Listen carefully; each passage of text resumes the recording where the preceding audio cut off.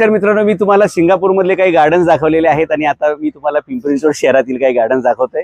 हे तिकीट घर आहे, त्याचा दरवाजा बघा आणि खूप गाजावाजा करून सुरुवात केलेलं हे रेल्वे आहे लहान मुलांसाठी। झुकझुक आगीन गाडी हा तिचा ट्रॅक आहे आणि ही इथली अवस्था बघा।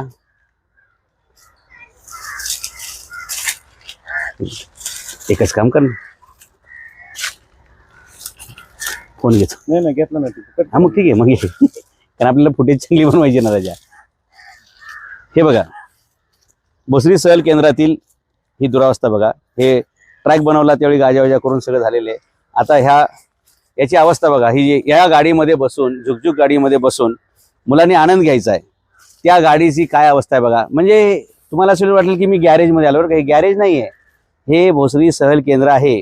हा मदर इंजिनिअरिंग वर्क्स यांच्याकडून बनवून घेतला। आता पालिकेने त्यावेळी लाखो रुपये खर्च करून ही गाडी बनवून घेतली असेल, पण गेले कित्येक वर्ष कोणत्याही लहान मुलाला, बालकाला, पालकाला याच्यामध्ये बसता आलेलं नाही। आणि खाली तुम्ही ही अवस्था बघू शकता। पालापाचोळा तर मला वाटतं आठवडा किंवा महिना वर्ष उचलला जात नसेल।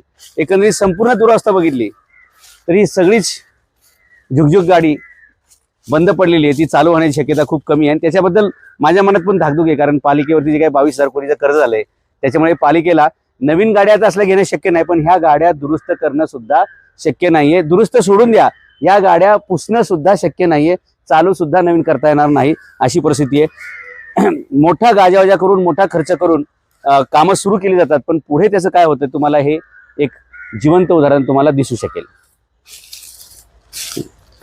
असे ना याच्या 7 थांबला, 156 सुरू झालं बघ, 57। हा तर आता हे स्वच्छतागृह आहे बरं का, भोसरी सहल केंद्र याच्यातलं स्वच्छता केंद्र आहे। माणसं आतमध्ये का जात नसेल लघवीला, या माणसांनी बाहेरच का लघवी केली असेल, त्याची तुम्हाला बाहेर एक परिस्थिती दाखवतो। काय अवस्था इथे भोसरी सहल केंद्राची, बाहेरून दाखवतो, आतमध्ये जाण्यासारखी परिस्थिती नाहीये, इकडे पण नाही। आणि दिव्यांग स्वच्छतागृह असं काय बोलूच नका, महिलांची पण तीच परिस्थिती असणार आहे।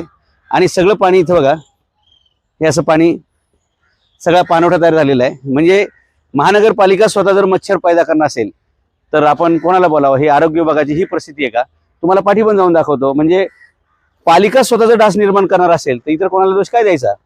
नागरिकांना दोष कितपत द्यायचा? आपण कुठपर्यंत द्यायचा? पालिका स्वतःच काही नियम पाळणार नसेल आणि पालिका स्वतः जर अशा प्रकारे नागरिकांच्या आरोग्याशी खेळणार असेल, स्वच्छता नसेल, तर अवघड काम आहे।